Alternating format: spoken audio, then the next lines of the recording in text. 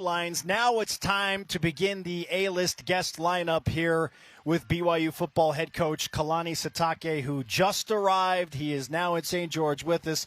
Coach, welcome to St. George. A little bit warmer temperatures, and yet another warm welcome for you and BYU. Yeah, this is awesome. I mean, this we should have just had the cruise end here somehow, But having a lot of fun and looking forward to meeting all the fans here in the south part of our state. All right, Kalani, forget Spencer right now. This is just you and me talking, okay? Yep. For about 8 days, you were on a ship. You could not get away from him. What are your thoughts on having to come and be interviewed by him one more time? Well, my thoughts are that you admitted that you weren't tan in the opening remarks, but that means that you're well rested and you're muscular. Did everybody catch that? Well, I'm not going to say that one's not true. What a subtle way to promote yourself. Amazing. You guys are awesome. That was solid. That was solid, right? That's upper level. That's like that intelligence level. That's like I caught on. Everyone's playing checkers. Yes. That's amazing. No, I mean, guys, anytime we talk about BYU and football for me and basketball for KY and all those things that's happening with athletics, the cruise was amazing because we were able to see so many different areas and the variety of athletes and where they come from and Cosmo was amazing as always. So anytime we can get them all together, it was a wonderful week and really looking forward to 2025.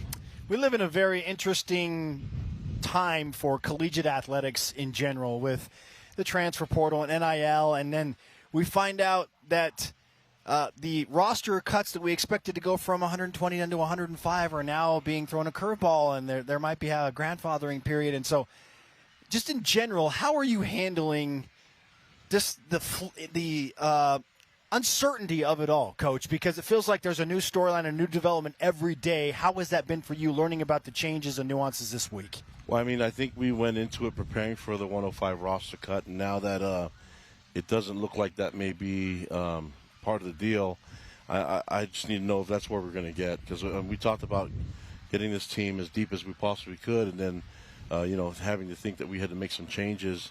It's a little frustrating, but it is. Everybody has to deal with it. It's not like, I hope that the other schools didn't have a heads up on it, but we're all in the same position now. But the fortunate thing, there's a lot of great players that want to be at BYU, and so we'll just deal with it however it comes. I mean, we got to find a way to make it an advantage for us, and looking forward to it. I just wish they'd let us know ahead of time, and as soon as possible. That would be that'd be good for us and good for the student athletes. There are obviously things that still can take shape before camp starts in the fall and the season begins.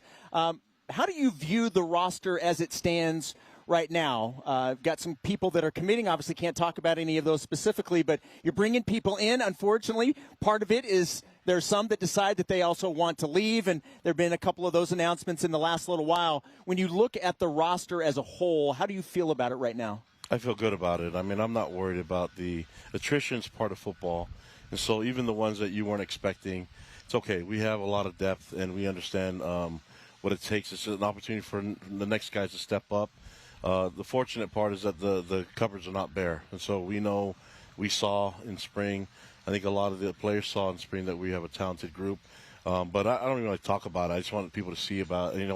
A lot of people didn't realize what we were going to be last year. I'd rather keep a little bit of the mystique of it all. Let's just wait and see. But I like the group. The most important thing is we have great leadership, and I think that they're going to take us, exactly where we want to be. It's going to take a lot of work though between now and fall camp, and a lot of sacrifices had to be made. And I feel good about the leadership, though. I feel good about the mentality of our players. Kalani Sitake, the BYU football head coach, is live on BYU Sports Nation from the St. George Fan Fest. The transfer portal is closed, but it's still very active because a bunch of players are in it. How active are you and this BYU staff looking to add certain players, and maybe what specific areas you're looking to still add in and bolster that depth? Yeah, I think the key is to see if they fit not only on the field but off the field. They fit the culture of our program. That's the number one thing when we're trying to kind of vet and see what the young men are about, and sometimes just kind of wanting to know what their goals are. And so with all that being said, there's a lot of really good players that are in the portal, but just being a good player isn't going to work for us. So we have to have a person that's going to help drive the culture, and that's what we're looking towards. I mean, there's a lot of really good young men there and that want to be at BYU. That's the really positive thing, is that we are feeling a lot of we're fielding a lot of calls and a lot of interest with people that are in the portal and they want to be at BYU. That's a good sign. I know last year this team, and you guys talked about it as coaching staff, the players talked about it, just how much of a motivation it was to be overlooked in the Big 12 and where you guys were picked in the preseason poll and all the things that went along with that. I've got to imagine you're not going to sneak up on anybody this year, and now you've got everybody's attention because of the 11-win season. How does that change the dynamic heading into this year, knowing that in all likelihood you're going to be one of the upper echelon teams in the Big 12 in terms of preseason poll, and almost the exact opposite of last year? Well, they don't need to vote for us. I mean, that's okay. I think there's still a lot of room for improvement in our team. We had some really cool games last year, but man, there are some moments that I know our guys wish they could have them back, and so the work is just to make sure that we can play at our best. We can live with whatever. You've heard me say this. Whatever the result will be, we can live with it if we did our best.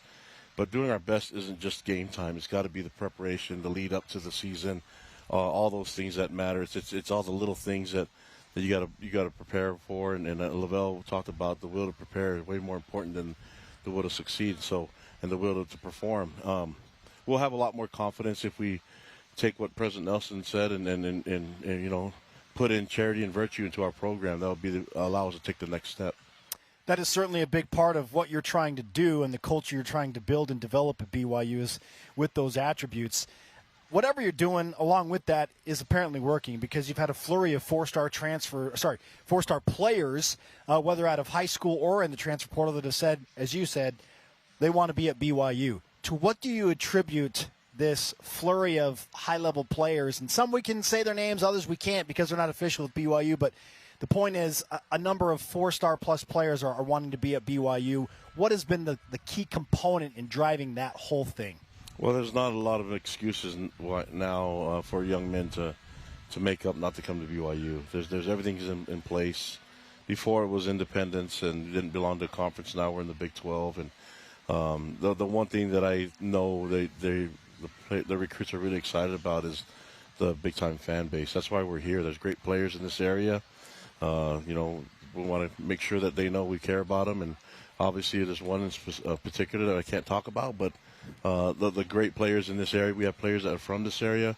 We want to make sure to go hit all those spots and interact with the fans. The fans are the currency in our program. We want to make sure that the players understand that this is not about them. It's about the expectations that these fans have for us and our program.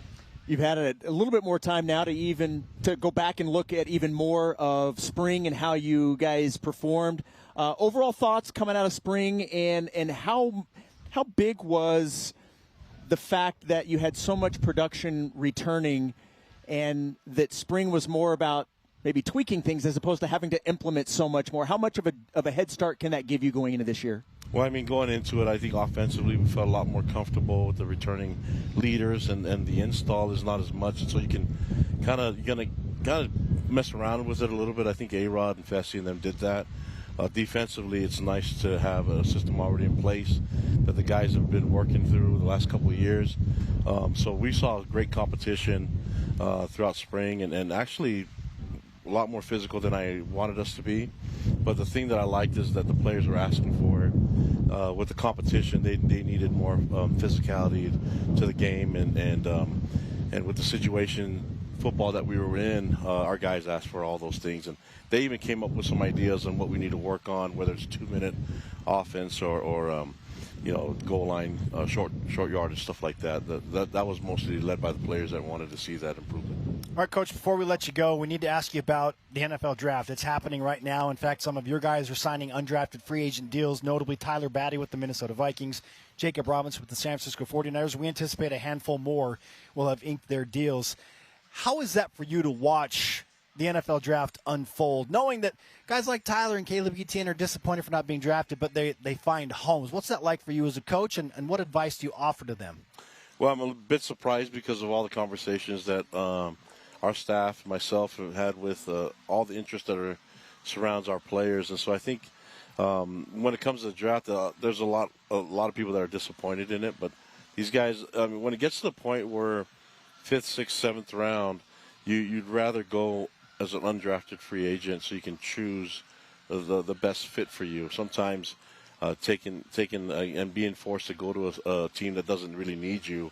I mean, that happened with Rico when he went to the Chiefs. They already had a punter that they were planned on bringing in and using, so he found a home, with the Bengals, and he's one of the best punters in the NFL. I think the guys now with their agents can select the place that they'll of need, and that they probably weren't able to get or get the best quality that they wanted in the draft. Those franchise that they choose, and we'll see what happens. There's a lot of undrafted free agents that make the teams, and so that's if they get in the NFL. So I anticipated more getting drafted, probably from the 3rd and 4th rounds, from what we were hearing, but.